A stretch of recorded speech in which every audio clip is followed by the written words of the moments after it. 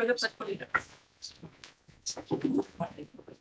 Pledge allegiance to the flag of the United States of America and to the republic for which it stands, one nation, under God, indivisible, with liberty and justice for all.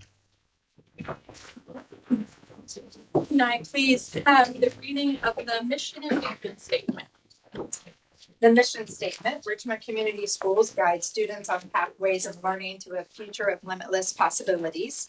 And the vision statement, Richmond Community Schools, a collaborative community nurturing mind, body, and spirit to prepare students for lives of choice, purpose, and service. Thank you. Moving on to celebrations. Dr. Ray. President Pickering and trustees, I want to ask that Mrs. Richard Hazelbaker, our Director of Support and Student Support and Communications, come to the podium to highlight tonight's honoree. Good evening, everybody. It's kind of like a broken record. We're going to bring this group of students over and over every year because their success is legendary. So will the Richmond High School bowling boys and girls please come up for me?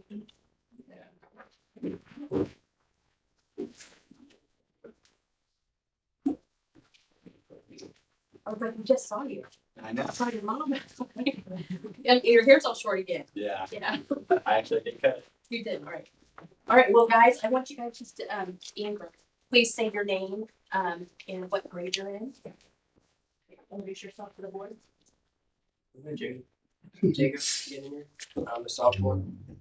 Nathan Farrell, I'm a senior. Logan Brewer, I'm a senior. Bryson Whited, I'm a junior. I'm Bryson Whited, I'm a senior. Alex Bader, I'm a freshman. Sophomore. All right, so please tell me a little bit about the success you guys have just experienced and what's happening. Who wants to speak? Who wants to talk? Get in there. Don't be shy. Come on, step forward a little bit too. I don't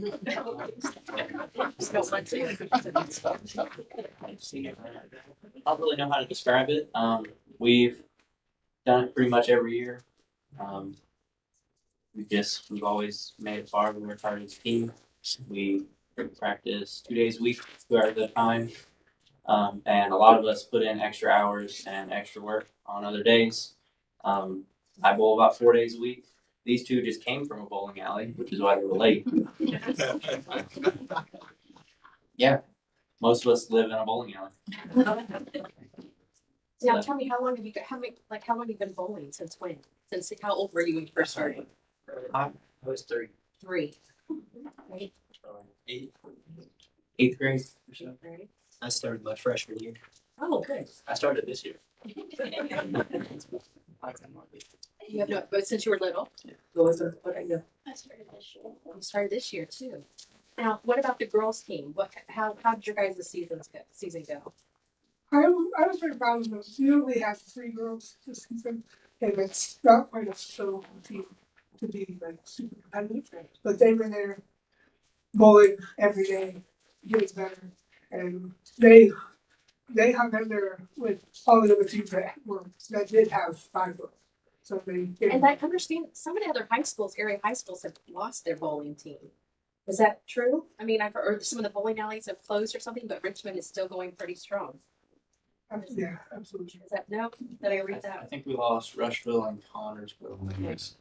I don't think Rushville had enough bowlers to make a team, and then Connorsville, their bowling center shut down. Oh wow. But it was kind of a piece of junk. Okay. And now, would you introduce yourself and tell us what grade you're in? I'm Annabelle Phillips, and I'm in 11th grade. Now, what are you guys doing as far as for middle school? I mean, is there a middle school squad? I see a little. I've seen that boy back there. I've seen photos of him at some places for bowling. So, I mean, what kind of feeder program do we have here to keep us going? I don't think we have a middle school program. One of the coaches just goes out and scouts for people, and he does all that stuff. We get a lot of kids from Saturday morning leagues. Okay. I wish we had a middle school program. I think that would help, but But right now it's it's league ball, right? Yeah. Or Saturdays. There's a junior high. Is that what you do? Okay. Anything else you guys like to do? Now, didn't we have somebody also from the bowling that went to Manchester? What was Sartain? Chase. Yeah. They went to Sartain with Try. Yeah, trying. Owen Shaw went to Indiana Tech. And right now I've got two standing up here that are still undecided. Mr. Farrell is going to Purdue, and he is undecided if he's going to concentrate on freshman academics or if he's going to give a shot at the bowling team. And Mr. Brewer has been accepted and offered a spot on the Marian University in Indianapolis team. But he's undecided as to where he would like to continue his education as well. You guys want to talk about that? No pressure. I'm really just waiting to see how much money they'll give me. I'm waiting on that right now. Hopefully I'll know in a couple of days. But depending on how much, there's like 95% chance. Great. Any questions from board members? I just want to say great job, continued job. I know Dr. Ray is a staunch supporter. I mean, we all are, but I know he likes to make it out. And I'm glad bowling alleys, for the most part, are smoke free these days. I don't know if it be so involved, but no, super proud of you all. I'm a terrible bowler, so kudos, and I hope you all do continue in college. I think it's a great thing, and I'd love to see it. If we take it down to the middle school to kind of get a club activity, that would be great as well. So, All right, can we get a group photo? Congratulations. Congratulations for representing us well, and continue to recruit those younger kids in the elementary and the middle schools, so they can stand up here one day in front of us just as you do. So, May I just ask of the seniors, Logan and Mr. Farrell, what has it meant to you all to have such familial support? What I mean by that is the family that's been behind you all, behind the entire program for so long, and for our young lady bowlers, what has it meant to have that familial support for so long, and also the support of the city of Pittsburgh? Well, no matter where we're at, we always have our parents behind us. We always have the loudest parents. And coaches. Yeah. Well, I've heard your coaches are really loud. Coach, will you introduce yourself as well? My name is Mike Higgins. I am the head coach, but I've got an assistant coach that he called himself an assistant, but he's just as big a part of this team and our success as I am, Mr. Maitland. That could not be here tonight because of a prior commitment. I'm in my 20th season. He's in his 7th, but he is represented by his beautiful bride and said 6th grader Brody that I can't wait till he gets here. And so, Mrs. Hazelbaker, one of the things that we've done, and Bo was one of the things we've done in the past, is we've asked our honorees, we've asked their parents and guardians and those who are in the audience with us to please stand and so that we can also acknowledge you all with a round of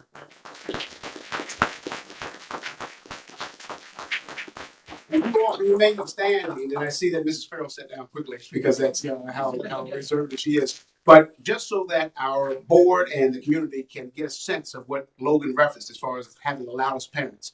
If I was to say we are, I think our parents and everyone, bowlers, I think can respond with such a question. So, we are Richmond! We'll try that again. Let's try it again. We are Richmond! Right on. Great job.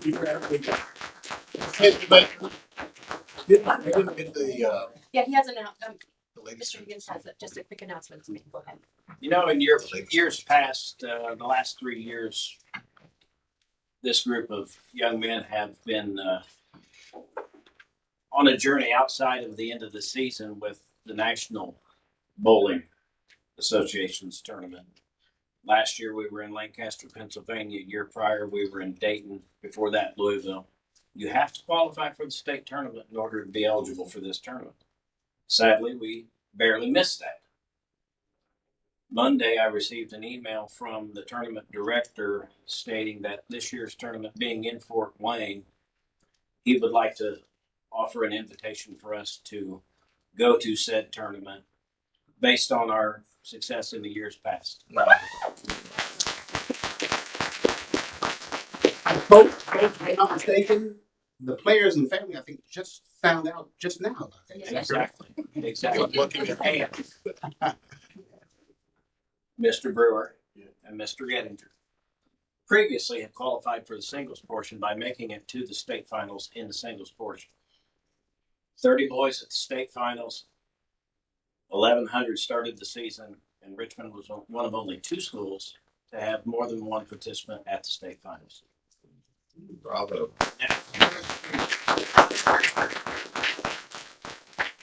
This is the first year that we have had more than one. I think Mr. Farrell was there last year, if I remember correctly. Just barely missed it this year. And please share the date of the Fort Wayne event. June 7th through the 9th, Saturday through a Monday. Once I get coordinated with all the details of what times, I will be glad to send an email out to everybody and let them know we would love to see the support.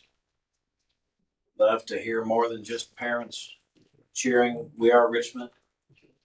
Love to hear other schools complain about how loud our every week. And they do complain, no doubt. So that it's on record, if we can have our female coach just state your name.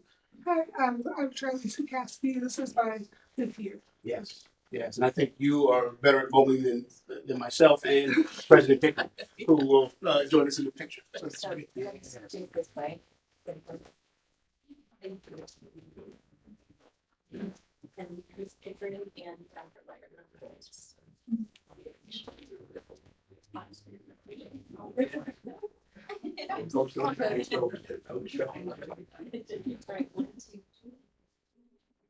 Thank you. Give another round.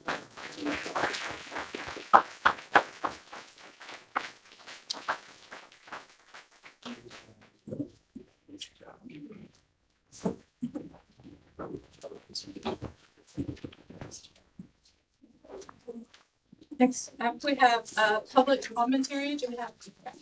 Go ahead and read my snippet. Those who wish to comment at this evening's board meeting, the maximum time to speak is 5 minutes. Please keep your comments fact-based and within the time permitted.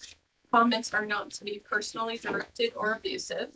Comments recognizing the work of staff and students are always welcome. However, critical remarks concerning specific school personnel or students are to be made through the complaint process available in policy 9130. School board members do not respond to public comments during the meeting, but the board president will send you a personal follow-up email. Please state your name before speaking. Daryl Morgan is the first. Good evening, Daryl Morgan, 609 South 21st Street, Richmond, Indiana.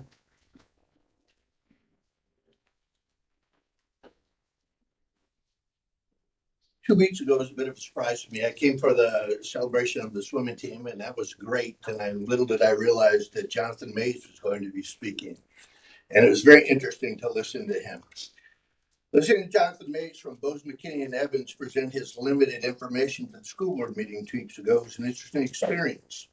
His presentation was totally focused on the interaction between the volleyball team and the basketball team on Tuesday, September 24th. Let's be clear, his investigation was not a Title IX investigation. He was looking at the interaction with a focus on someone to blame.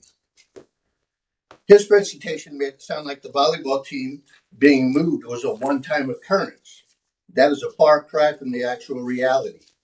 That interaction was the culmination of multiple scheduling changes and a game day refusal to leave the Tiernan Center by the basketball team. He totally failed to present an accurate picture of the situation. He failed to mention the removal of the volleyball team from the main gym on Tuesday, September 10th, the week before things happened. Both the volleyball team, varsity and JV, were on the court and were asked to leave the main court to go to the back gym. 24 kids to one volleyball court.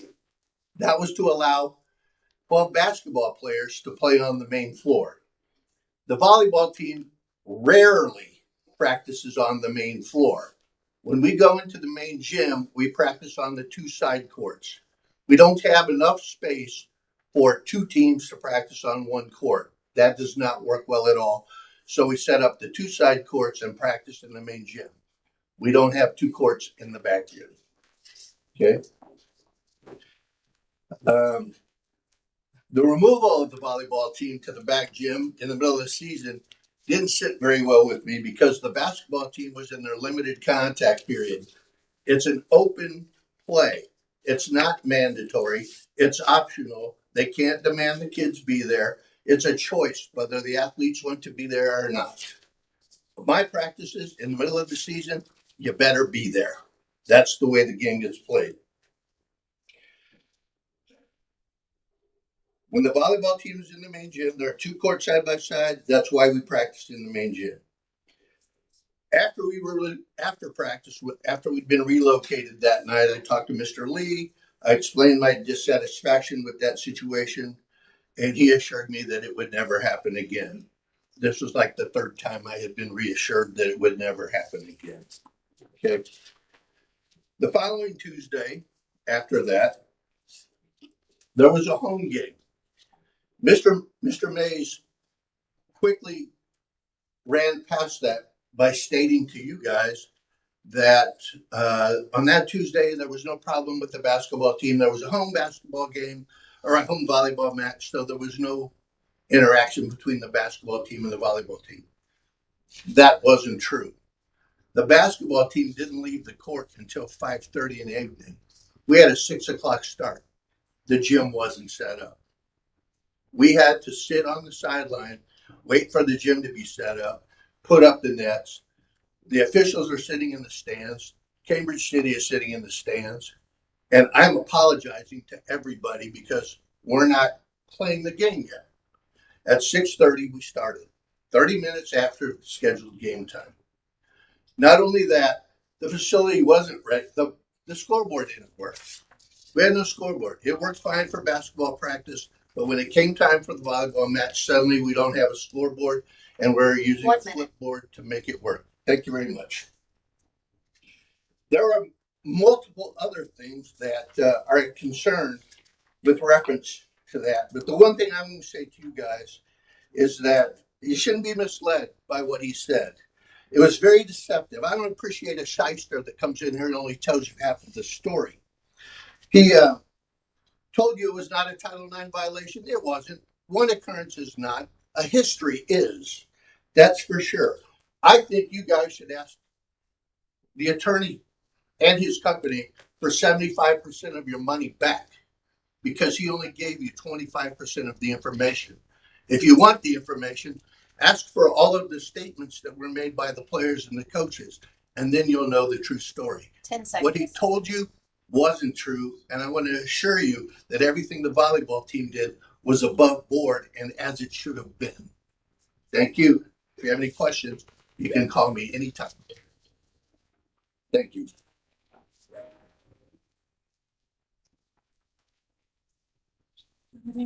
And our next one is Kristen Jones.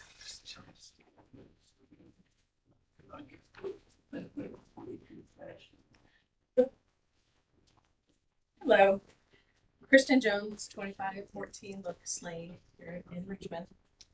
Hello, my name is Kristen Jones, and I'm an ELL teacher at Charles and Star Elementary School. I also serve as the RCS WIDA Access Testing Coordinator. For those of you that don't know, WIDA Access is the annual test that is administered to all ELL students. There are 4 tests which measure each student's English language proficiency in 4 different domains: listening, speaking, reading, and writing. I wanted to take a moment to publicly thank the ELL teachers who, as a group, administered over 1,300 tests during this testing window. Thank you to Richmond High School ELL teachers, Jose Iglesias and Renee Cola. Dennis, ELL teacher, who is no longer with us, Belle Axton. Test, Hibbert and CYS ELL teacher, Johnny Daniels. Vale ELL teacher, Adriana Ramirez. Crestdale, Westview, and Fairview Elementary ELL teacher, Jessica Hannibal. I'd also like to thank the following people for their support during our testing window. RCS District Testing Coordinator, Sam Pritchard, for helping me order needed testing materials and make sure that I was aware of dates and deadlines for testing and returning materials.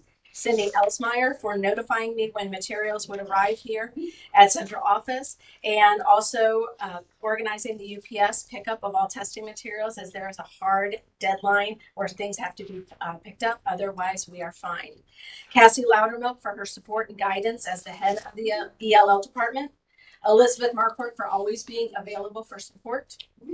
Alex Hazelbaker and all of the IT techs for making sure that our computers were ready for our testing window.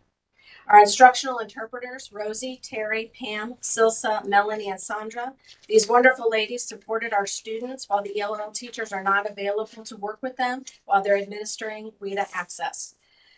Thank you to all the principals and teachers who are very flexible and understanding about ELL teachers not being able to follow our normal schedules, and for allowing us to pull students for testing whenever it's needed. Lastly, but more importantly, I'd like to thank publicly all of our ELL students and families. These past several months have been a time of uncertainty for this population, and yet our students have shown up for school and put forth their best effort on these annual tests. Having to come in and take the WIDA access test, which each test can take up to an hour for them. We know that it's difficult, let alone knowing that their minds most likely were preoccupied with national events and how it may affect their family. Thank you.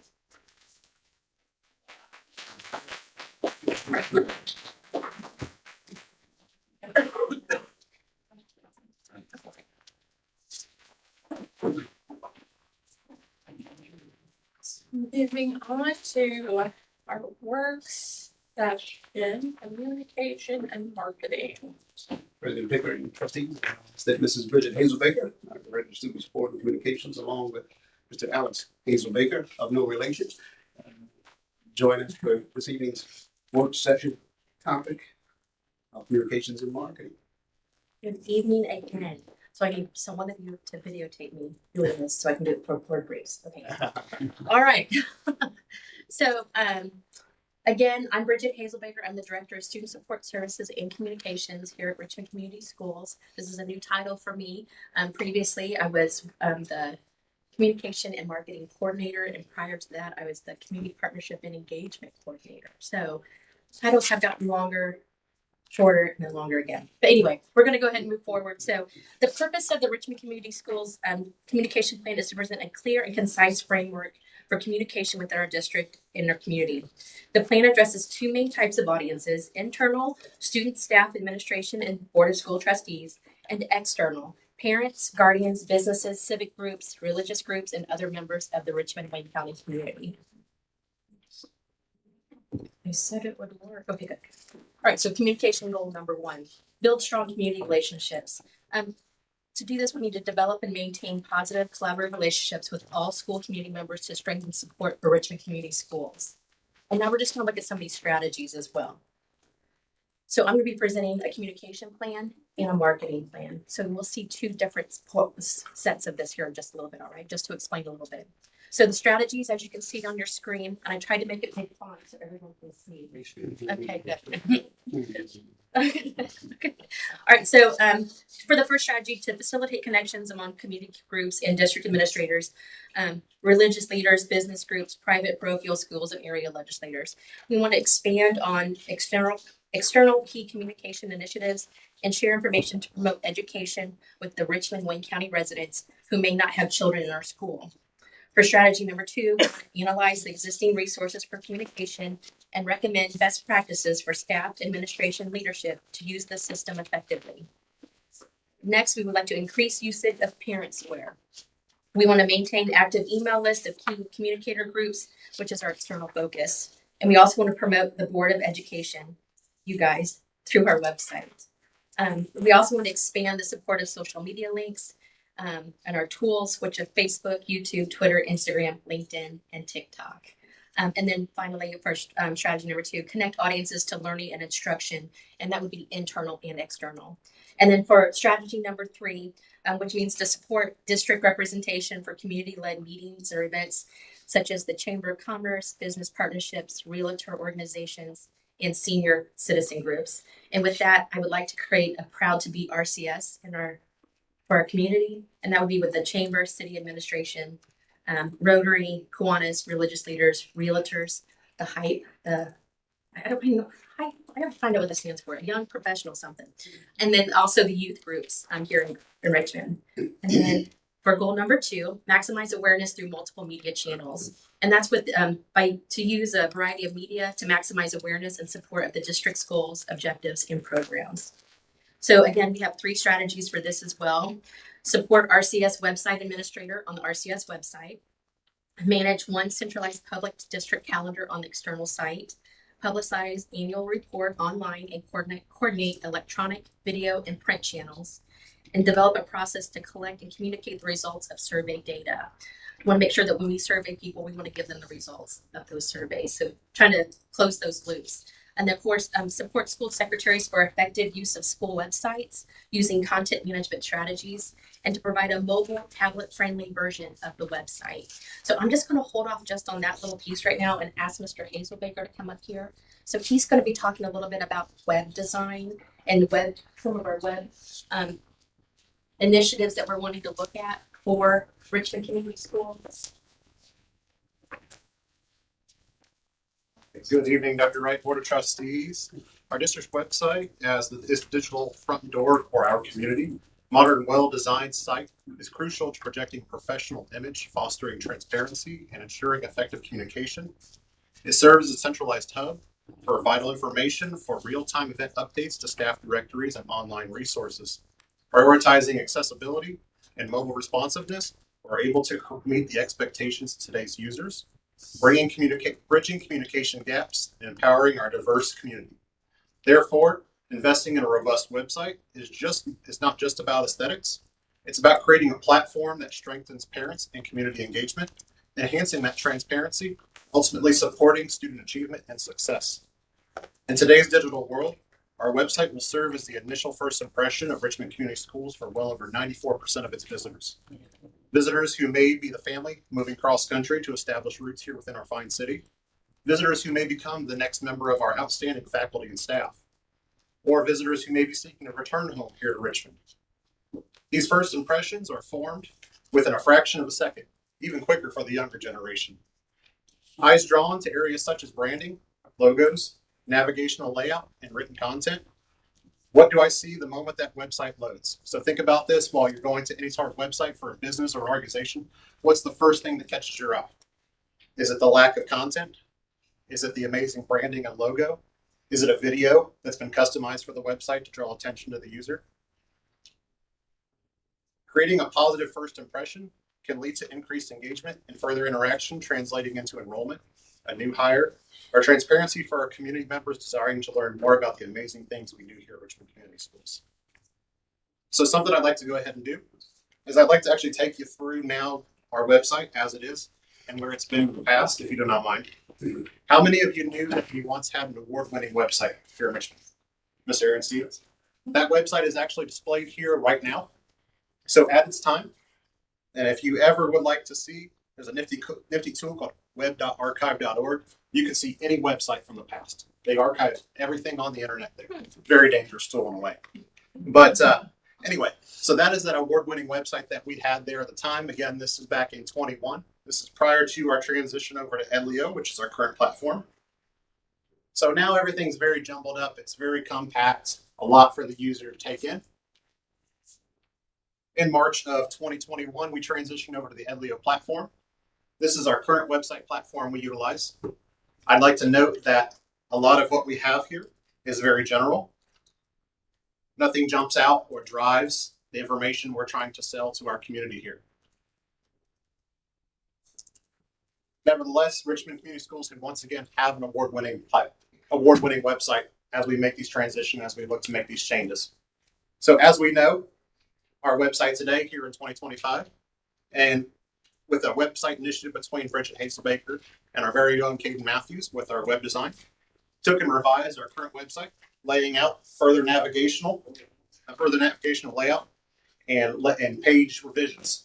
This allowed us to ultimately have a website that's more user-friendly, driving the important factors here that we would like to drive here within our community, information for parents, enrollments for new students, and then above all else, this amazing video that was produced by EES Studios. So this is definitely that draw. This is what brings that user in and catches their initial reactions here in the website. But I'd like to share with you our current platform. Richmond Community Schools is quickly outgrowing that platform. And how are we outgrowing Edleo currently? Through the use of accessibility features, the increasing of ADA compliancy requirements, so our website being compliant for those on the side of ADA. The general web page tools are very limiting. So this page here, we're not able to customize this at all. So everything that we have currently is the same as we have had it outside of the pictures and videos back from 2021. But I would like to quickly show you here what our page can look like. And I'm sure this will hit home with Mr. Curtis right here. And that is MSD Pike Township.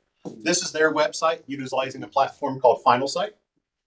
Big things here that draw me in definitely are the fact that we're highlighting some of the nominations of alumni here for the Excellence Award. Advertisement of online registration here for the upcoming school year. And those new student enrollments. Very key components here as we try to attract new students and families here at Richmond.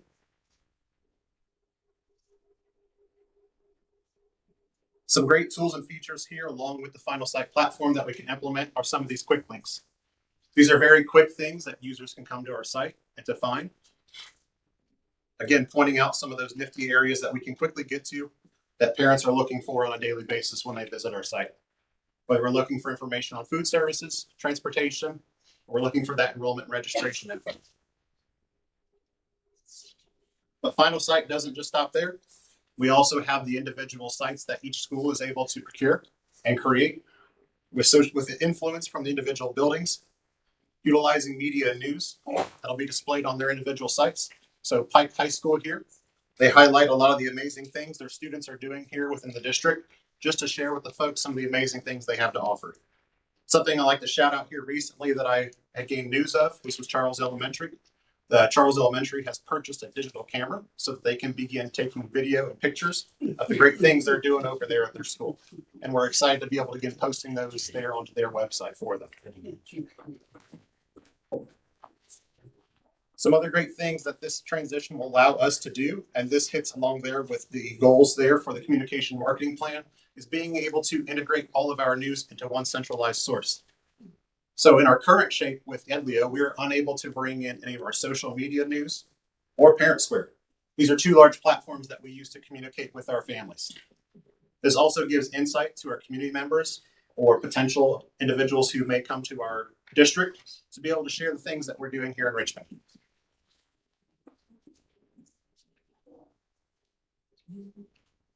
Last but not least, and I find this to be an amazing feature here that is very underutilized currently, and that is the athletic pages here within the Final Site reference. So as we utilize here in Richmond currently, we use a platform called EventLink. This is a separate entity outside of our current website. So users are being transitioned into another site, another experience, something that we have outside of our threshold of control. So with Final Site, we can add in those athletic pages, allowing us to create individual sites for all of our teams.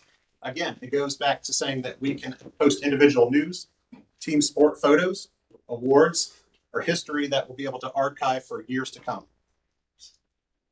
That's a little brief glimpse there into what Final Site can offer for us. We would definitely love to have more of an in-depth conversation with you of what a transition such as this could offer Richmond Community Schools. Bridget? Yeah, I'm good. Back to you. Thank you. All right. Okay. Are we? You can ask, questions later. Is there questions and answers now or later? If you can wait till the end, it'd be great. Okay. Because I may be going over some information. They may be stacking up. Okay. Okay. Take notes. Write down your questions. All right. So we'll go back to strategies for goal number 2. So again, thank you, Alex. I appreciate that. As far as video, we want to broadcast video media through social networking on Facebook, Instagram, Twitter, YouTube, LinkedIn, and TikTok. We also need to publicize video media of RCS special events to support our students and our staff. And then also work on internal communications, create video media for release on our website and RCS Parent Square notifications, and then use instructional video media to build awareness of the school and district levels in curriculum and instruction, and also manage and encourage the development of profile videos for each school. As far as print media, we want to assist schools with branding guidelines for print materials. In social media, build connections through RCS Facebook and continue to integrate YouTube into RCS social media channels. And then finally, with media, conduct media training with new building principles, including one-on-ones with communication, and then continue to build relationships with the media, district initiatives, and the school stories. So we go to number 3. There it is. Improve internal communications and employee engagement. So to create an internal communication plan, would like to work on collaboration with the human resource and business departments through quarterly meetings, monitor department school web pages on the RCS website in cooperation with district website administrators and department supervisors. Work with the human resource department to coordinate clear, consistent messages to staff members and assist in the review of new staff orientation communications. Develop a staff orientation video that welcomes new employees to Richmond Community Schools and include some of our key messages. Also want to provide ongoing professional development and training for staff members by providing communication training to RCS administration, website training for school websites, and to share school website social media statistics with school leaders and include opportunities for improvement. Oh, I'm sorry. I'm sorry. What was that? All right. Communication goal number 4.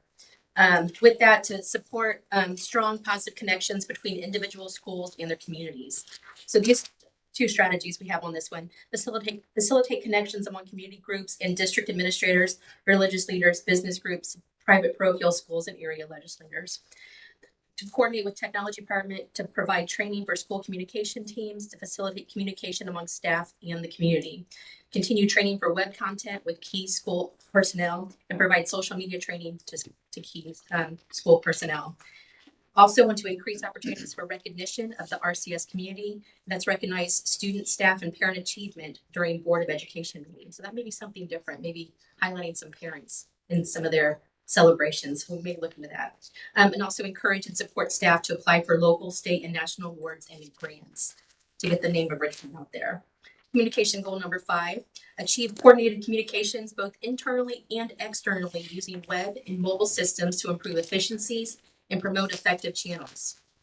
So these 2 strategies would be to support the superintendent and the school administration team to utilize a variety of communication tactics to share information with staff and parents about safety plans and crisis management. We'd like to work with district nursing staff to coordinate the sharing of information about health issues with parents. Work with the human resource department to provide crisis information to all staff. Manage and update emergency preparedness information on the district website as needed. To manage Parent Square to ensure groups' messages are prepared for crisis communication, and also to update crisis messaging per situation to ensure consistency in emergency messaging. So our communication channels are electronic and social media, of course. I think that's with today's age, print and broadcast media, and then also community engagement. And then the way to measurement and evaluation for this communication plan is to go with surveys, but to support this plan is essential for our community to ensure we have one voice as sources of information for the public. The RCS staff carries the message of the school district to their families and friends, who in turn form opinions about our schools. The goal of clearly and effectively communicating our unified message is centered on the Board of School Trustees' vision for our district, and that is the priority. All right, so this next one is the marketing plan. So with my job, marketing has been moved away from that. So as far as my job description, I'm focused on the student support systems and communications. So Richmond Community Schools is sending out requests for proposals from different marketing agencies to lead the marketing efforts for Richmond Community Schools. So we don't have a group to come and discuss this with us tonight. That may be something we can do with another group, but just something, it was just a short time frame. But I just want to go ahead and move forward with what a marketing plan could look like for us, and maybe give some direction of what we've done in the past and maybe what we may want to do for the future.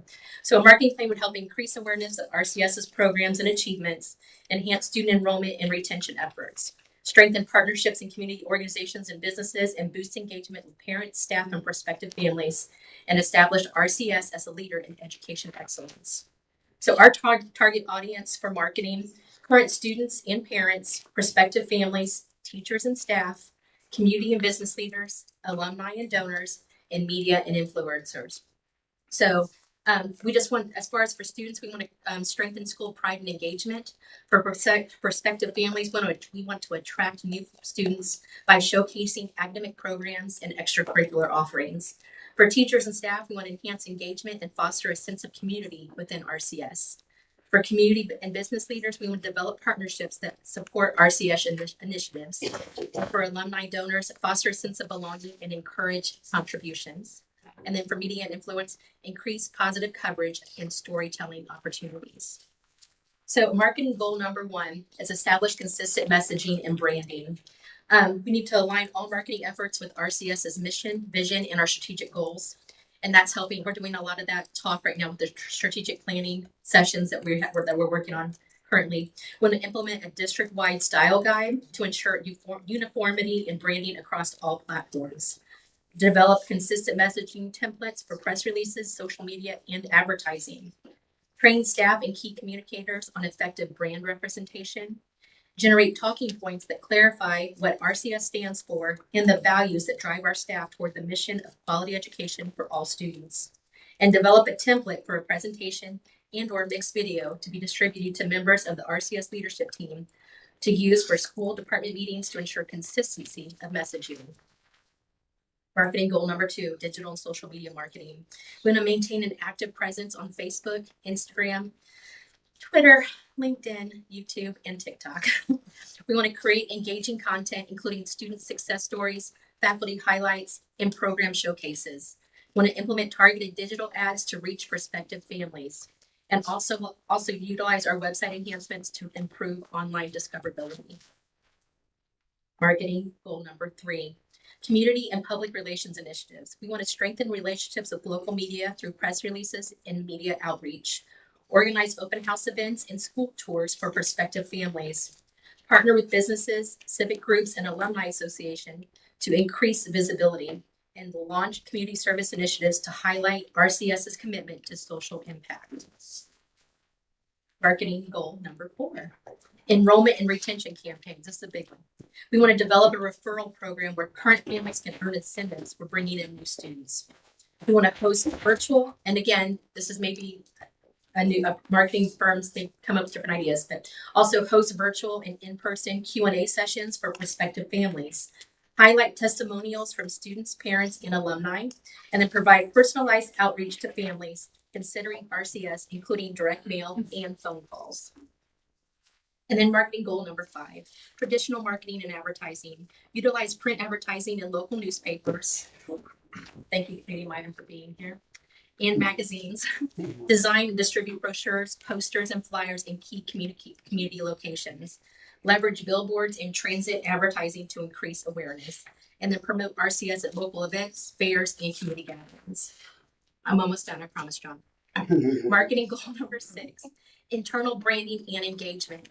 We want to launch a Proud to Be RCS campaign with branded merchandise and social media challenges, recognize student and staff achievements in newsletters, social media, and school-wide announcements, foster school spirit through pep rallies, themed events, and alumni networking opportunities, train staff on brand messaging to ensure consistency across all communications.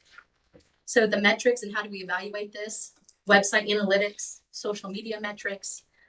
Just the RCS marketing plan is designed to strengthen the district's presence, enhance engagement, and drive student enrollment.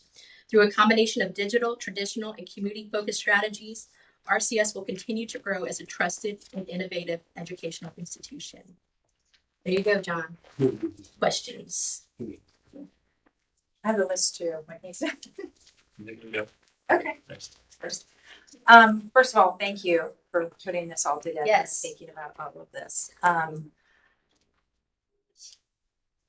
One thing, the website thing I can relate to because I was shopping online last night, looking at couches, and there was a website I went to, and I was like, "Oh, the website's sending me these vibes." And so I do think that the website is important. I know it is.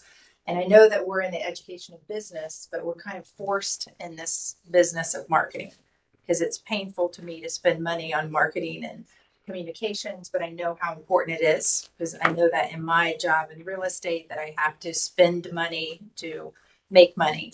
And in education, I believe it's true as well. I think that when parents come and look at different, what we're offering there, it's a quick look and they make decisions.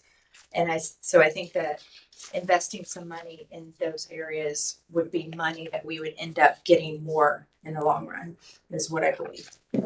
So I'm interested in what things cost, like the upgrade of the website.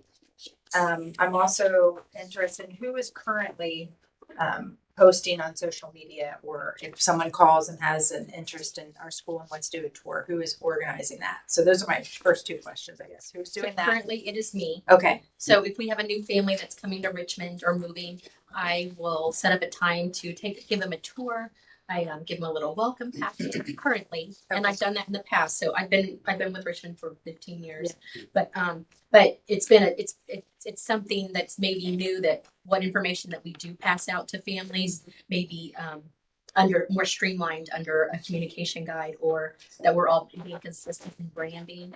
And then also on social media, I am posting those events on social media as well. And then also trying to make sure that we are highlighting all of our schools. All of our schools have social media accounts.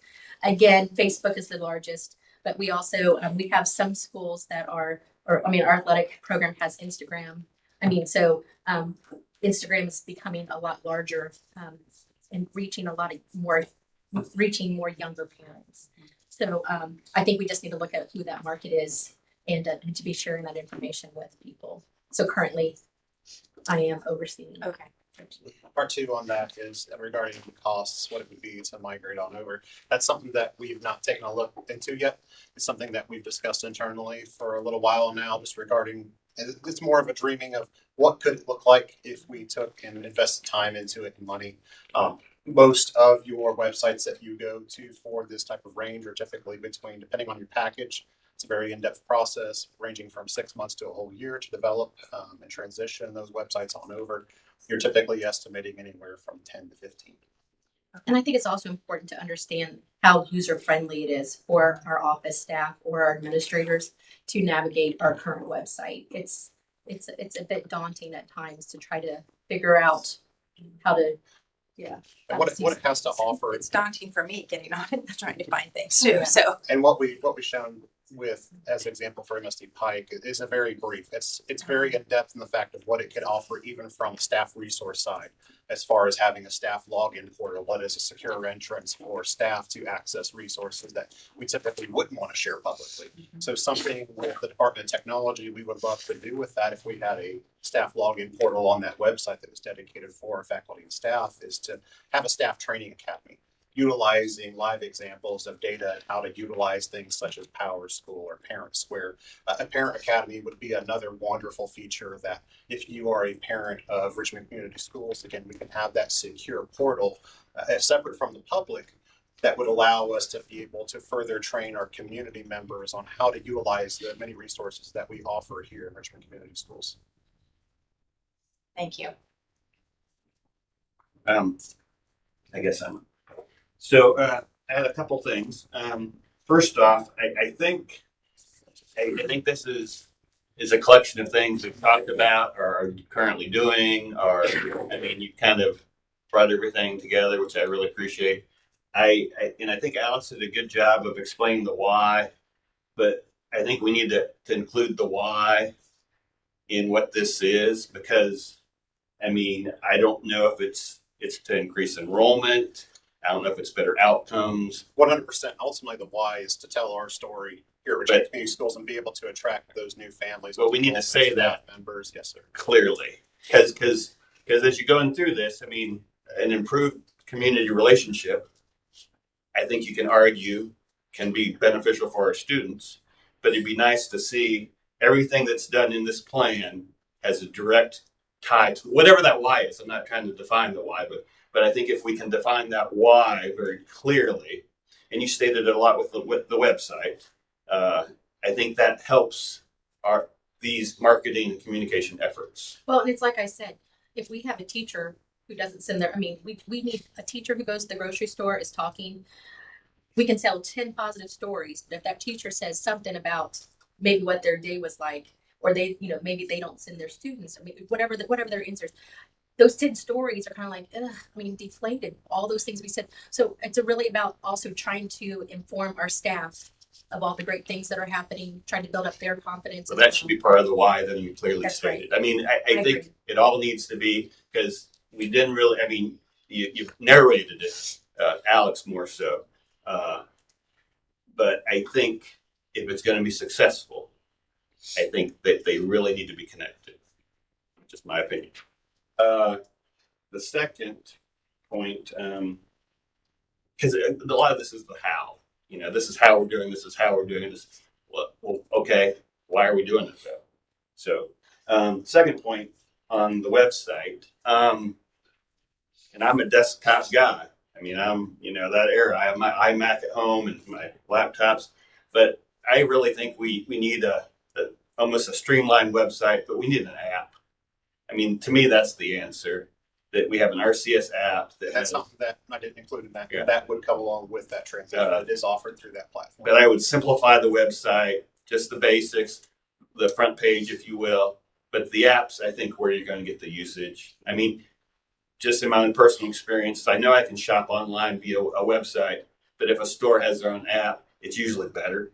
I mean, because I can just navigate it better, and they're just really, so I'm glad you're looking at that. I would really encourage the kind of, I don't know if it's a 50-50, a 40-60, but I think the app is where the future is.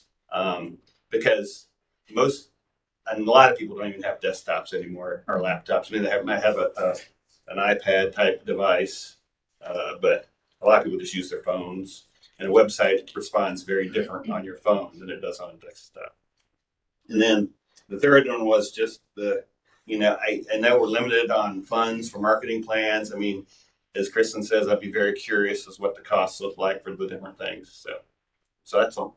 And Mrs. Hazelbaker and Mr. Hazelbaker of no relation. I think we also want to inform the board that we do have roughly 3 vendors at this juncture that we've been in communication with that do have interest in potentially serving in our community on the marketing side. And also, as we will be sharing with our strategic planning team next Tuesday, evening, there is data that shows that of such efforts that have been made, there is improvement with followers with Facebook, Instagram, where we are getting particular traffic in particular areas. Of course, areas of improvement are always there, but I think the bottom line, everyone, is what can we do to increase enrollment? So, I mean, I think the marketing and communication has been that for a long time. And then the other, It's not in print, but you're right. It's to increase enrollment and I think throughout the and course, retain our students. no doubt about it. And throughout the course of it, going back to Ms. Weber's point, and I think we received the same feedback from the strategic planning team. I sat on a few boards throughout the city, and just last evening at a meeting, it was shared that that particular board was there were claims that information had not been forthright, or not necessarily forthright, but readily accessible and available. And I think one of the things that all committees nowadays are challenged with is finding that silver bullet communication line, or at least the ability to share out of information. But I know that throughout the course of this, and I think you alluded to it in your presentation, Mrs. Hayes-Baker, also educating our community on how to apply themselves with some of the resources that we do offer. Because unlike our county counterparts and others, even in this East Central Indiana area, of what our community does have access to, it is. Well, that's something we discussed a little bit too, just having like maybe an ambassador program that meet once a month. And, but somebody from technology come in 1 month, have, maybe take a tour of the bus garage and just be able to have those people, those key stakeholders, those key communicators, then be able to share information as well. It's an idea. I guess I think before we go too far, I'd like to have that discussion of the because you said enrollment, and I don't disagree, but I think student experience is first.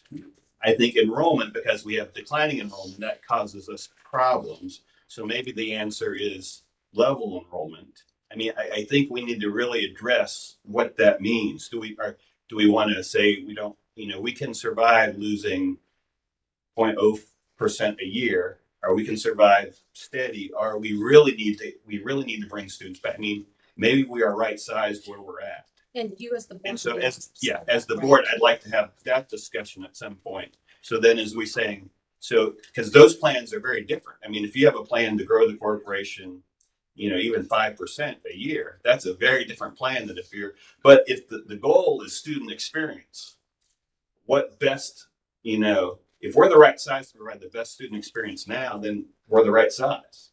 What does growing enrollment do for our student experience? I think you can argue that it makes it better. Right. But I'd like to have some real in-depth discussions to know. So as a board, we're all in. So That's what we sincerely appreciate you allowing for the presentation to come before you, because again, as is the case with our work sessions, we'll be able to present to you all and educate on our findings from the day to day, so as to then receive guidance and direction from you all as to which route we prefer to take. And so as we hear back from vendors and as the conversation continues amongst our Board of Education, we will then, if it's the will of the board, bring such vendors to the podium to present their proposals as to how they can take. I think the vendors would also appreciate maybe to know what direction the board would like. Is it about experiences? Is it about enrollment? Just so they would also with their proposals that they give, that they're on the same playing field that what you guys are looking for. I have a couple of points that I told you. Some points. Are you wanting that feedback right now or For the vendors? right? I want us to wait so we can look at all of the vendors. I'd like for you guys to see all three proposals at the same time. I'm saying Feedback as to the direction. And right. Oh, the direction. The direction. This is your work so session. If you guys would like to talk about it now, I would love to Yeah. hear that. Yeah. I guess from my perspective, I think our focus should be retention and recruitment. And I think a lot of that is what I'm seeing already in that you guys are hitting both PR mechanisms, the internal and the external, and that is very important. I think the internal communications is speaking to people we already have, people who have already chosen Richmond as their school, and I'm not just talking about our students, it's our employees as well. And so I love that internal component is geared towards them, because that is part of what makes the culture that we want to, we want to improve our culture continually. And so I think that that's super important. And then the external is obviously hitting that recruitment portion, who out there isn't currently at RCS and could be. So I love that you're already thinking in that regard. And personally, I feel like as a board, those are the two key components, the recruitment and the retention. And I think some of the things that are already, that we've been talking about are included in that as well. Student experience is going to be part of that. So those are kind of my thoughts. Yeah. So many thoughts. Here. I would suggest also include parental experience as well, being the parent of a student within the corporation. And also highlight some of the accomplishments of those parents. We focus all the time on the accomplishments of our students, but that doesn't happen unless the parental support is there. And so it's an opportunity to flip the script at that point and support the parents, what they're doing. Maybe it be at their workplace or something that they're doing in the community. So it ties in with what the parent is doing to accomplish, an educational foundation for his or her child in the community, and bring them together and put that on there too. That's something that just Chamber of Commerce has been looking at, those kind of opportunities as far as chamber members to celebrate the parents of kids that have perfect attendance, because sometimes it's not just the child's decision, it's parents are wanting to get those kids to school too, or even improved attendance, not just perfect attendance, but improved attendance as well. But I do think I've never made that connection. But, if I see one of my friends, right, because you see kids on the website and, you might not immediately know any of them. So I think that is a draw. I never made that connection of if I saw you on the news, like, Kristen's gone above and beyond and she's done all of this and her kids have perfect attendance. And it is a little bit of an extra, like, oh, great. Like, I'm also proud of a parent. And as a parent, if I know someone and know how busy they are, I think that's a good connection point. I just had a couple things. The website, yes, 100%. As a parent, like I've gotten better. It's my arch nemesis. I guess, because having multiple kids at multiple schools and you're trying to dig in and find. And obviously, I think our current website wastes a lot of space. So a lot of from the system side, that's kind of where my focus is. And there's just so much. I mean, you go to the main page and it's got great videos, but you're like, I need to see the information and I need the links there. And I would really like to see it open up as a staff portal, right? We've got links to, Canvas and Power School, which I think those are great. Really pulling in the social media. Because there's a lot of times, I saw something somewhere, I don't know where it was. Facebook algorithms are not always picking up. So finding ways to connect, which I know, Alex, you fully understand. And if we update something one place, it's going to update. Most centralized everywhere. integrations will definitely tie Yes. in with those key components of communication. Yes. So I have seen lately too, I mean, I'm sure you have, my kids left YouTube on. But I saw my doctor. There was a commercial for WellCare, and it's the things coming from a smaller community. You don't think about on a YouTube commercial. So obviously, advertising and really showing on something you don't expect caught me off guard. And as you guys look through this, I think that is those unique things that you wouldn't necessarily think of. And I would like to potentially hear from the schools about kind of making a central, like your communication plan. What the central office can help push out. I know like my company, we have corporate communications. So there's things that I can send out for whatever I'm doing. But then there's also if it needs to be an all company or that comes in and we help facilitate that branding and message out. But I'd be interested to hear from the principals on how we can help them or like templates like they do a great job, but I don't think every school, if they're handling it all individually, they don't all have the same resources and how we can help. Excuse me. Yeah, and then I don't know what I just wrote here. And the last was just what Aaron said, just the parental experience. And I think highlighting, our community is a great marketing tool.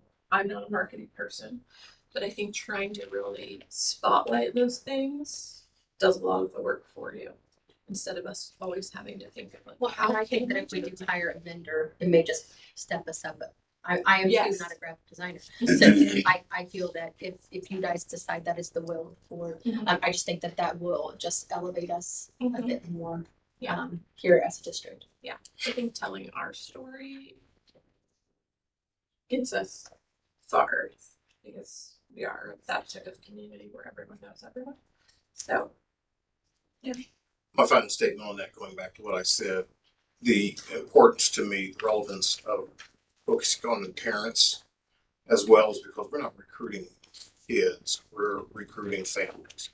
We are recruiting the parents, and putting the value on them having their children remain or come back to our corporation.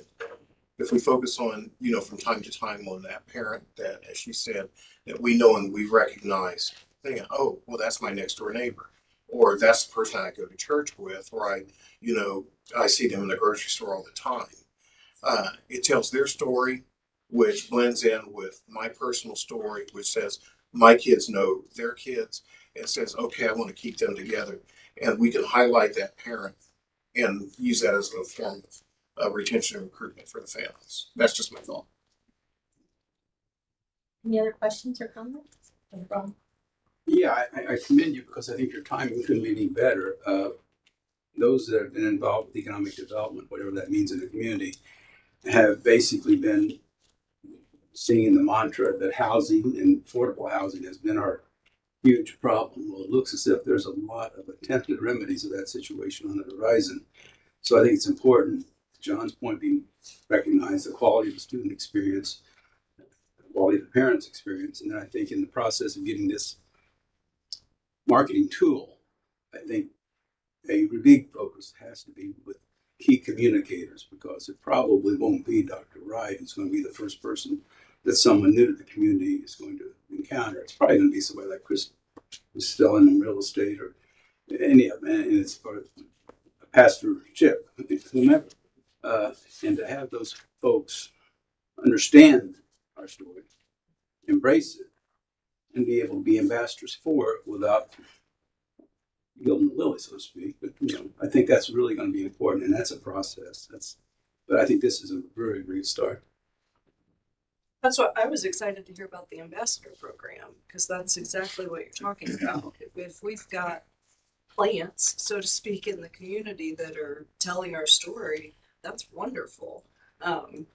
These are people that know what we're doing and what we're about and can tell other people so that they can help. So. And just in closing, I know that Ms. Hazelbaker and myself, Mr.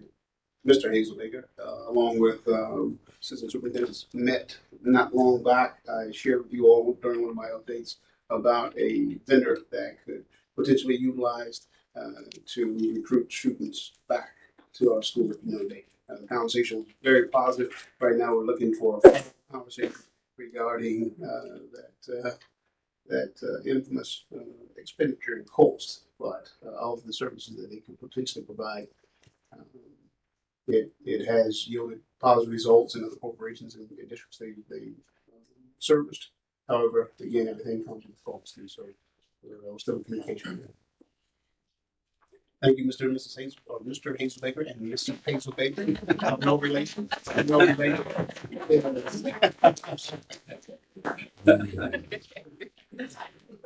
Okay, moving to consent items. Items 5.01 through 5.08. I move to approve the consent items as presented. Second. So the motion by member Stoltz and a second by member Stevens. Any comments or questions? All those in favor, vote by saying aye. Aye. Opposed, nay. Vote passes 6-0. Action items. First up, we have item 6.01, which is the master HVAC bid recommendation. As presented. Yep.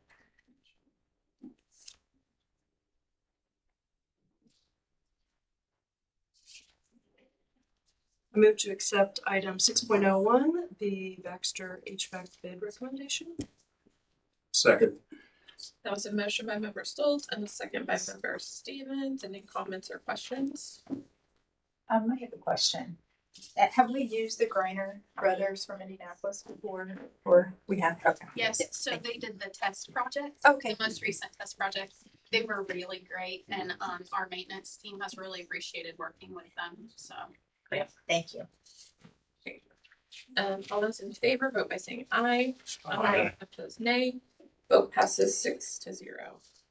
Item 6.02, donations. I move to approve action item 6.02, the donations, gracious donations as presented.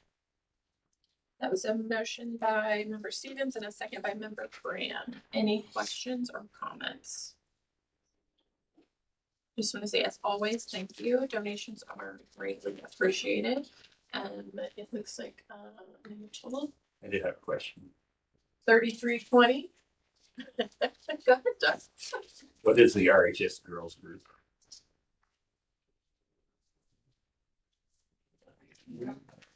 It's actually a group that Katie Rising works with, and they have done this in the past. Occasionally they'll get women's fund grants as well, and they go out on adventures that learn different life skills for various activities. Last year, one of the things that they got to do was an overnight trip to Cincinnati, and they got to do just some experiences that maybe some of them never would have gotten to do before. All those in favor, vote by saying aye. Aye. Opposed, nay.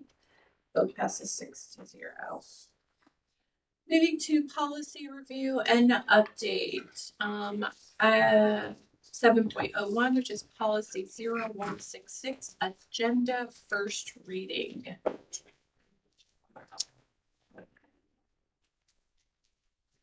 I make motion that we move policy 0166, the agenda, second reading. As a motion by member Stevens, a second by member Weber. Any questions or comments? Vote by saying aye. Aye. Opposed? Vote passes 6-0. Next is policy 5451, student recognition, first reading. I make a motion that we move policy 5451, student recognition, to second reading. Second. That was a motion by member Schultz and a second by member Brun. Any questions or comments? All those in favor, vote by saying aye. Aye. Opposed, nay. Vote passes 6-0. Next up, policy 3362.01, threatening and or intimidating behavior towards staff member, technical correction, first reading.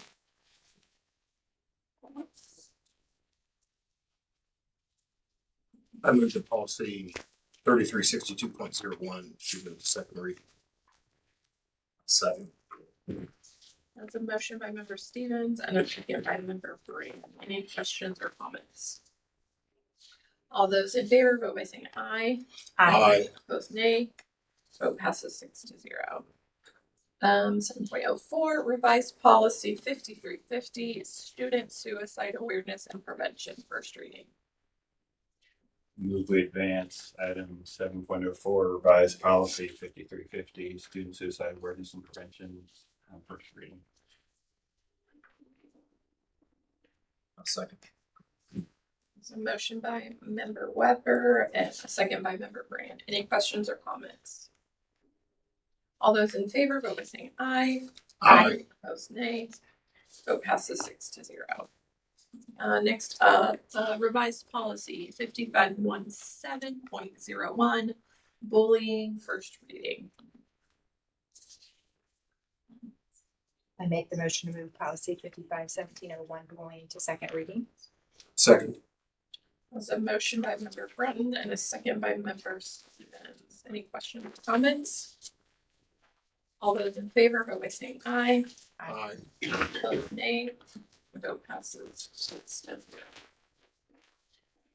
President. Do you have a question? You might want to point out that all these policies have gone through the policy committee.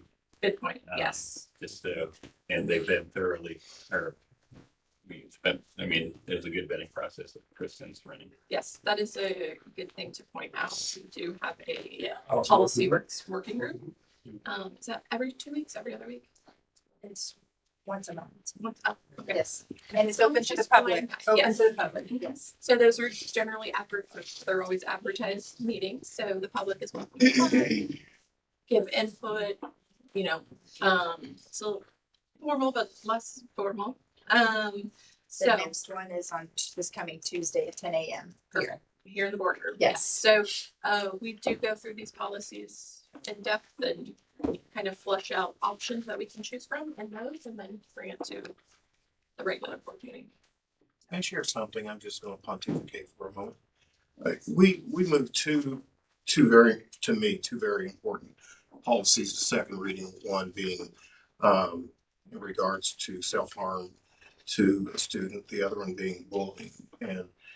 And I would just really, really like to implore to every parent out there and anyone who listens that if there's even a hint of any misbehavior that is done toward his or her student or the child or anything else, please make every effort to report it as soon as possible. You know, it'll be vetted out and maybe there's nothing to it, but more importantly, maybe there is something to it because sometimes it gets a little bit too late when that child, I deal with it with adults particularly, but with children, if it gets too much more than they can handle, then that leads to the other current concerns about self-harm. And never underestimate the words of a child when they come back and they tell you that something may be wrong. And just push it aside as, oh, they don't know what they're talking about. No, just a professional side note, but take it very seriously and listen to the voice of the child so that it's never silenced. That's all. And moving to the president's update. A couple things to go through. Okay. So first, I just wanted to, and this is definitely with the rest of the board's feedback.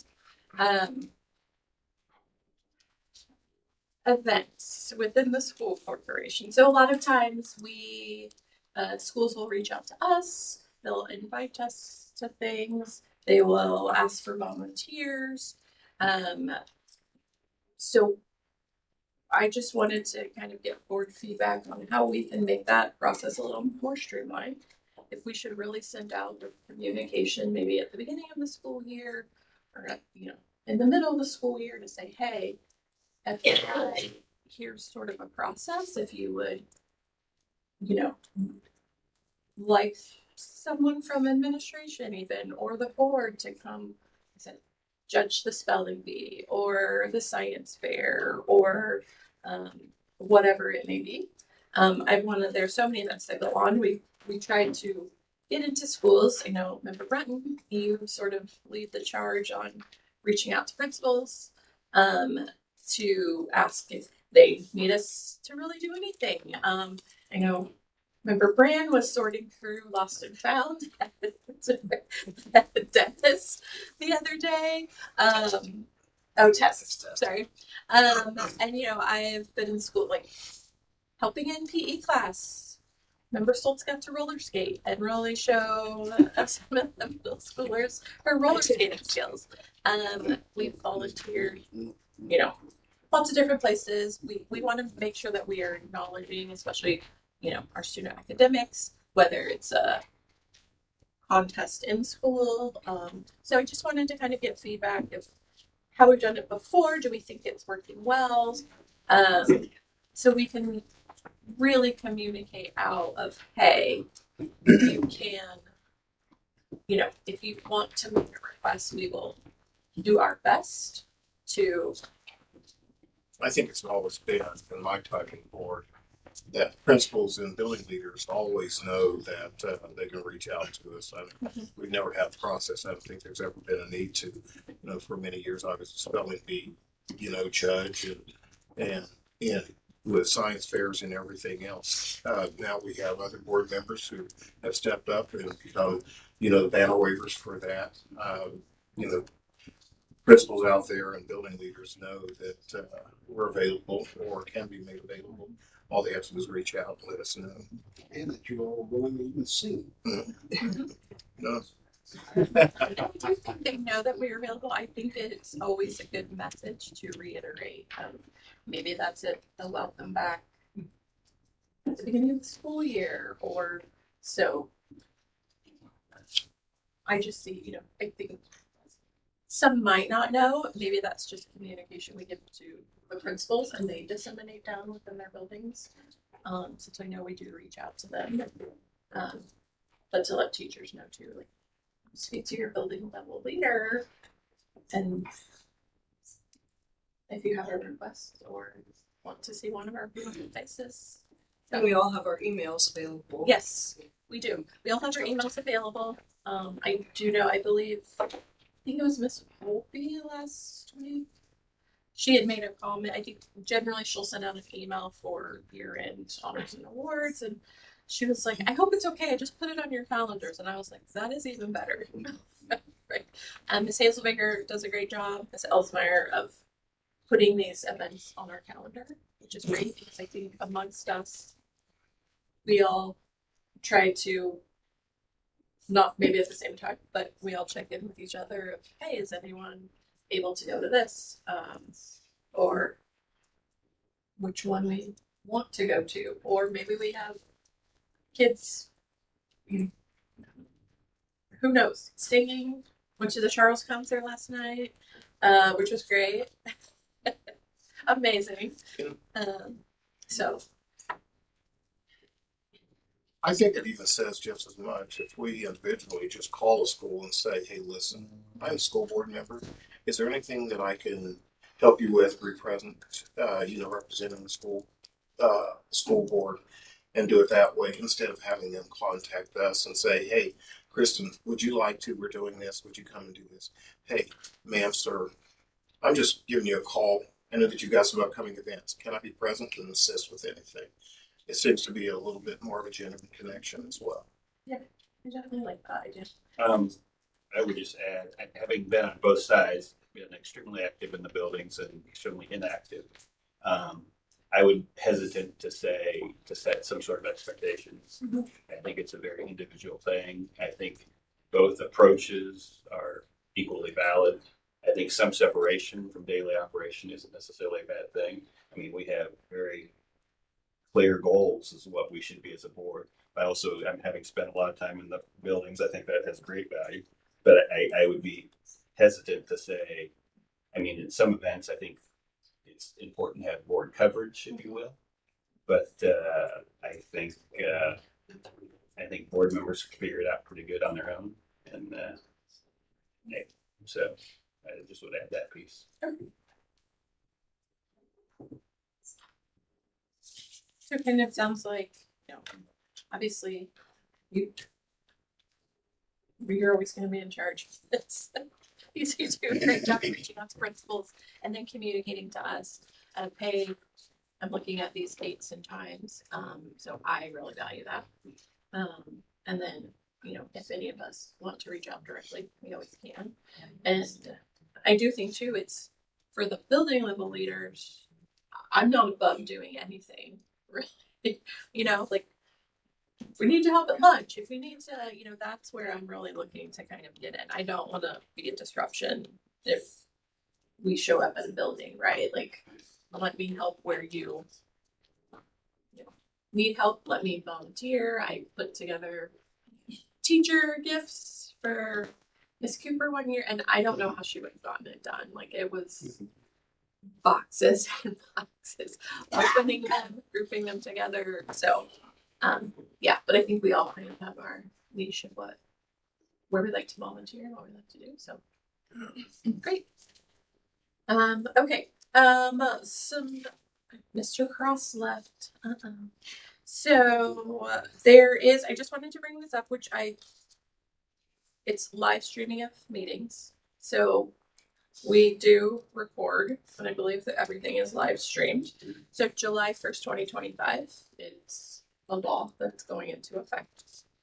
So I just thought I'd bring it up now, because it does mention creating a policy, which we do have, but I think getting a chance to look at that and just make sure that it's tightened up. It's policy 0164. Notice of meetings. I think there were a couple that were combined, so it might be 0165. I think two different old policies. There was like a 0164.5 and a 0164.6. anyway, Do you want us to move these to this coming policy meeting? no, I think just Okay. probably like May Okay. or June, just to, I did look through them and I think everything was in there, but it'd be good just to re-adopt since it's going live July 1st. So everything, even work sessions and working groups fall under this. The only thing that doesn't is executive sessions. So we can choose the platform. Obviously, we must keep archived copies of the live stream meetings. One thing I don't know that we do is we have to provide the link to where you can view the meetings on the meeting agenda and in the meeting minutes and any other memoranda that refers to said meeting. It must be available for public inspection and copying for at least 90 days. And then obviously ISBA put out kind of an example of what that looks like. Thank you all for joining us today. Giving notice, which we already post all of our notice. And any person, if we adopt a policy, which we do have, any person can actually request to receive a notice from us, not just news media or all that's. So we would have to send out, but we can do it by electronic mail or posting on our website. So I just wanted to bring up that little tidbit. I know we record our work sessions or policy group, or maybe we don't, but YouTube as well. okay. I have it. The policy meetings? The policy streams? Yes, well, they are, They're recorded. it's, there's a video link. However, Ms. Elsmeyer, as she was just, making sure the link worked, the day after, the business meeting and work session, Ms. Elsmeyer, starting this past January, has been going in and making the video. And so if you go to, last Thursday's work session in board docs, and you click on the March 6th work session, the video is linked, and so she's been doing that because she's a superstar. Great. What is our current time frame for how long we keep those? Because I think the proposed or the new laws can say 90 days. Well, they have to be made publicly available, but then we have to archive them. And I couldn't find anything. Right. I just didn't know what our current sorry. I believe currently we have had videos dating back to, I know since I began, and I think even before. The beginning, 2011. Okay. 2011, yeah, it's been years. It's been a long time. Okay. So we still have all of those. Just one. So if you're interested in, well, yeah, I'll leave that alone. Because the gentleman sitting right to I'm my not right. really interested. They're all new. A lot of them are. So, okay, so that kind of leads into my voting electronically PSA. So I know we've talked about this a few times and just kind of looking for clarification. And I will preface this with, I just went to the public access session with ISBA. So individual board members, may participate by any electronic means. We are counted as present. We can vote if we are seen and heard. We must adopt a policy for permitting remote, which we have. That one is 0165. So I think one policy just refers to the whole policies. The majority must be physically present. We must always vote by roll call. You can't participate in more than 2 consecutive meetings, which we already do that. You cannot attend more than 50% of meetings remotely in a year. And there are a handful of things that you cannot vote on if you are remote. That's budget, reduction in workforce, initiating a referendum, eminent domain authority, and raising taxes. So just wanted to clarify that. So, and then of course, if you are planning to do a board meeting remotely, please let myself know so we can plan and practice our Zoom call because I feel like we always have issues. Um, and then one last thing Dr. Wright reminded me is it was a point of housekeeping. I think we may have talked about it, is abstaining from votes. And ISBA has really pushed the issue of we shouldn't abstain from a vote. If you want to abstain, it's generally because you're new to the board, you don't have the historical knowledge to make an important decision. Technically, we fill out conflict of interest statements, so you don't actually have to abstain, even if you may have a conflict of interest. It's a little best practice in there, so if it's a direct conflict of interest, I would say you reach out to Attorney Cross. But I know I've abstained, but we're here to vote on things, so making the hard choices, the hard votes. So I think that was Steve Orton's pet peeve during the academy. Was the abstaining the votes. I know he'll be with us next week. But yes, as he referenced and as President Pickering just referenced, that abstaining from voting should be a last. Yeah, and it should be something, because we shouldn't abstain if it's a controversial topic. And if there's something you don't feel like you were prepared for or had time, that should be acknowledged beforehand. So, From my experience on the board, I think we have used it properly. I guess I can, a couple dozen abstentions in 8 years. Yeah, it was just good to hear his rationale on it. Usually those that we've had in the past where somebody's abstained, it's because it was an agenda item that it wasn't a conflict of interest, but there may be a personal connection that didn't involve finances or anything else, but a personal connection with the individual or the subject matter that was there. And then I'm just, consciously you abstain from it. You're not required to, but we legally, going back to, oh well. Ron school. Okay. Okay, so moving to the open forum. Does anyone have anything to bring up in open forum? I guess I can. Okay. I attended the legislative session at IU East last Friday, which was the largest crowd I've ever witnessed at a legislative session. Representative Barrett and Senator Rotz were both there.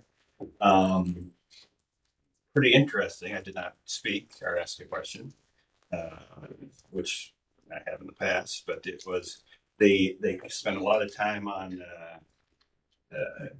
VEI initiatives, and the crowd kind of went that way, and so it was interesting to hear the viewpoints from the podium, so to speak. I will say Dr.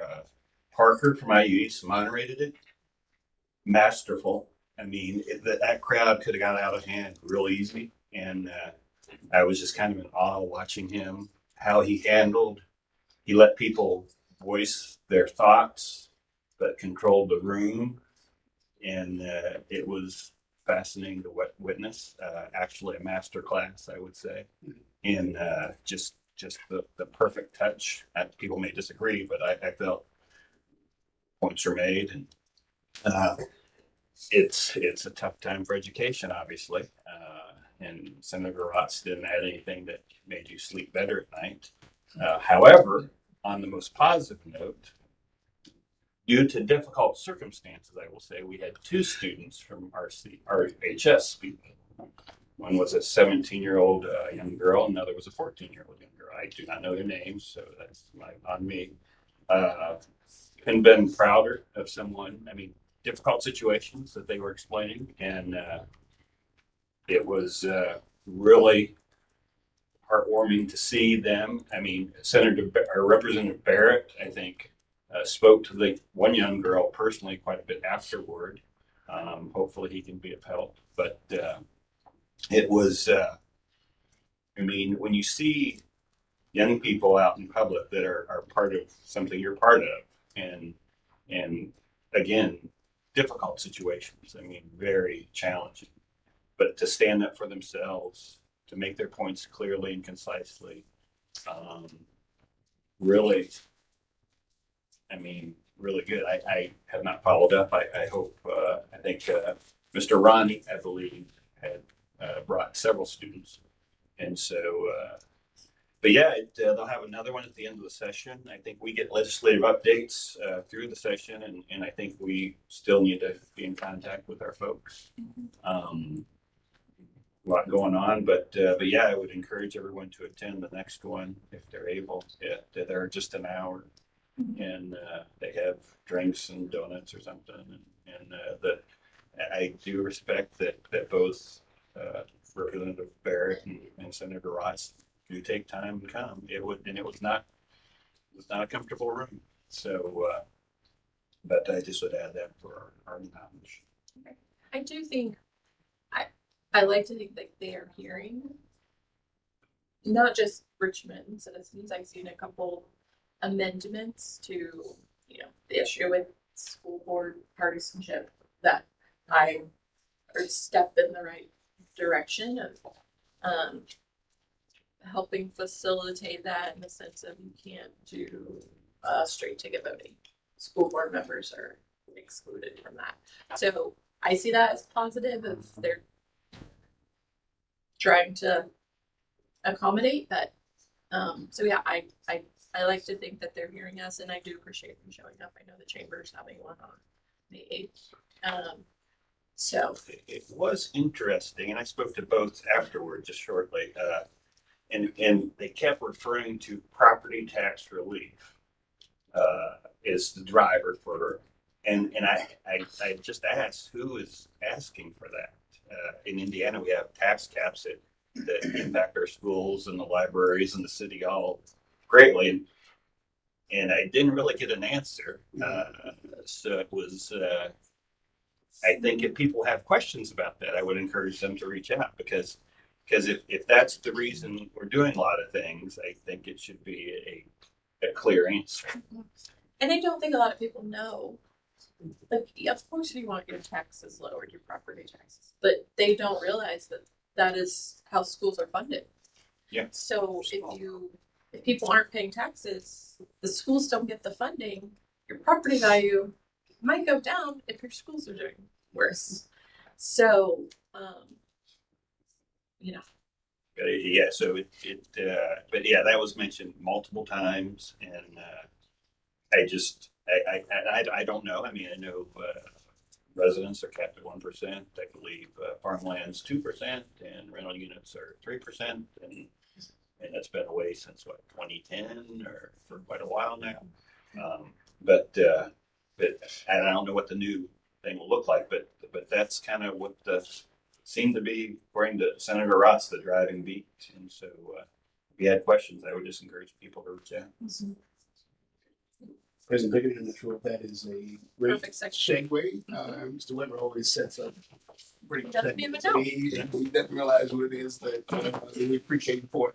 But I know that our team, of course, as controls, but specifically Mrs. Karen Scout, has been keeping a watchful eye on the legislative General Assembly and some of the things that will have direct effect on Richmond Community Schools. And so, to Mr. Weber's point, as far as encouraging patrons and citizenry to ask questions, Mrs. Scout will kindly share with us 3 meat and potato legislative bills, if you will, that I think we all need to keep a watchful eye on. And so, Mrs. Scout, within the next 3 to 4 minutes, we'll share with a nutshell. Yeah. So if I talk fast, I apologize. We're going to try to cover a lot in just a few minutes, but there's a couple of big bills. The property tax bill is the first and foremost.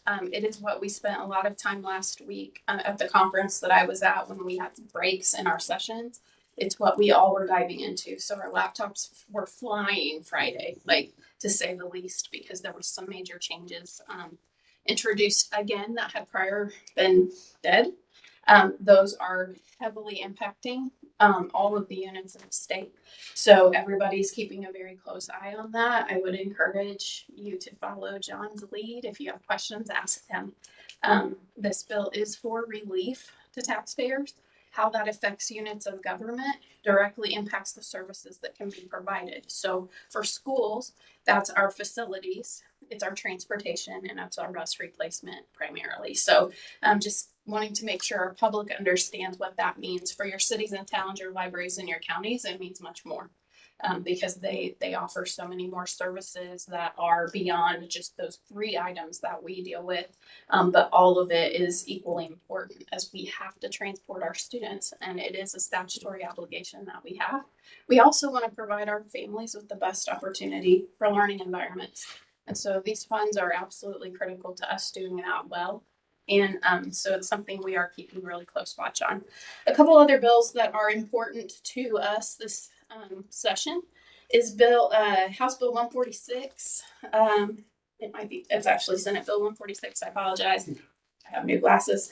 It is the teacher compensation bill. So there's a couple of bills in the session that deal with teacher compensation. They are updating language that was passed in prior sessions.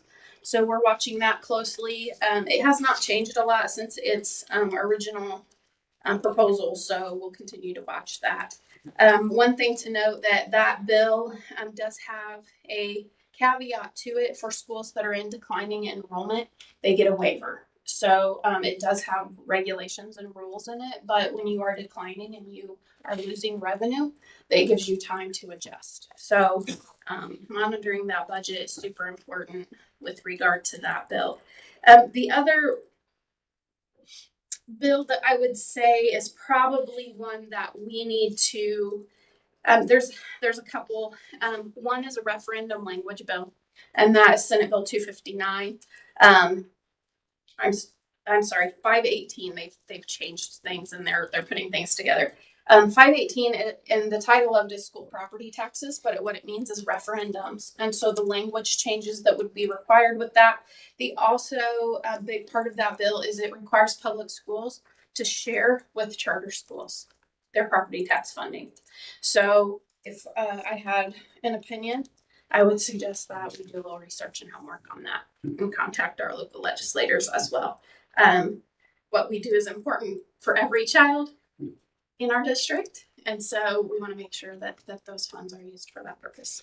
And then the last thing that I would say is just watching Senate Bill 443, and that's business personal property. That can also affect all of the legislative effects of property tax. That also impacts our operations fund. So we're just kind of watching that. It's not as substantial a bill as that property tax relief bill, but it is one that can create substantial changes in revenue, both positive and negative, depending on which way it goes. So those are a couple just kind of big ticket items that we're watching and monitoring really closely, and doing what we can to communicate as often as possible. All right. Thank you so much, Mrs. Bell. Thank you. And in addition, I'm sure everyone has had an opportunity to review some email correspondence from earlier today. I know there was a question about some state funding that's going to be cut in some areas, and that's not going to affect RCS or RHS. Yes. Or some. So perfect. So we'll make sure. Great. So I did want to bring up, we are having our last strategic planning session next Tuesday. Check to Dr. Wright briefly about, and I think we've all sort of voiced our opinion on next steps that the board needs to take. So I just sort of wanted to open that up. I think it's probably important for us to, whether it's a work session or how we want to do that, to kind of work through what are the board takeaways from this part of strategic planning. How do we want to address moving forward? Do we need to prioritize some things, especially when we talk about potential funding cuts that we may have not expected when we started strategic planning. Do we want to revisit our goals? Do we have a clearer picture when it comes to, there's part of strategic planning, which is our mission and vision and what we are doing this for, but there's also part of strategic planning on operational facilities. So I just wanted to open up for feedback if we think that is important to even have an executive session if we're talking about facilities and buildings and. I think we should have some sort of debrief afterward. I don't know what that looks like. Yeah. Did you think there's been some value in the first part of strategic planning? I think everyone that shows up for every meeting and they're passionate, and I've gained a lot, I'm sure we all have, on different perspectives and things that make you say, oh gosh, like I didn't even think about that. So I think it's now just time to take that to the next level of that information. So we can definitely revisit that. My thought was during our board retreat, which is on 4/2. Might be a lot. Sure. Well, we also, yes. So, and that kind of led into our board retreat on 4/2. I know Dr. had mentioned team building. I don't know if we actually can get that done in this retreat because I feel like we've got so much to sort of figured out. But so sort of coming up with topics, and maybe it is more around the strategic approach of where we're headed. And that can be our retreat topic. Does anyone have any thoughts on that? Perfect. Great. And then I think we had the question of the facilitator. Is that right? Yes. No, that was for. We have the facilitator for board retreat, but we also have the facilitator for bargaining. I was getting those two in a sec. So stay tuned on the facilitator for the board retreat. Okay. Sorry, getting through that. Does anyone have anything else to bring up, discuss? Okay, great. So, preview of our upcoming meetings and events.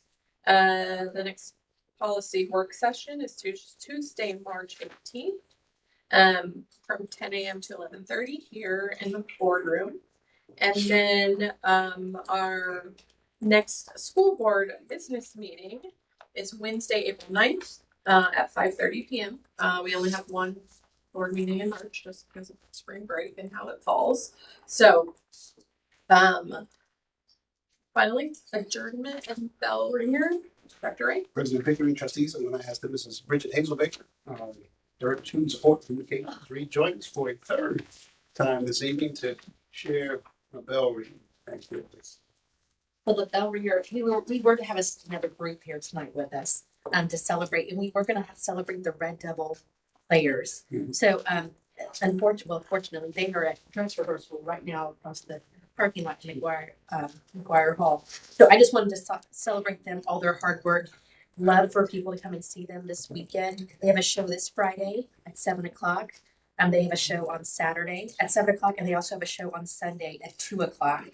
The cost is $5 for students, and then also $10 for adults. So if you really want to celebrate our kiddos, and for our bell ringer, we're celebrating, and our staff that are also leading the directors and for this. So. And the show is? I'm sorry, it's called The Day the Internet Died.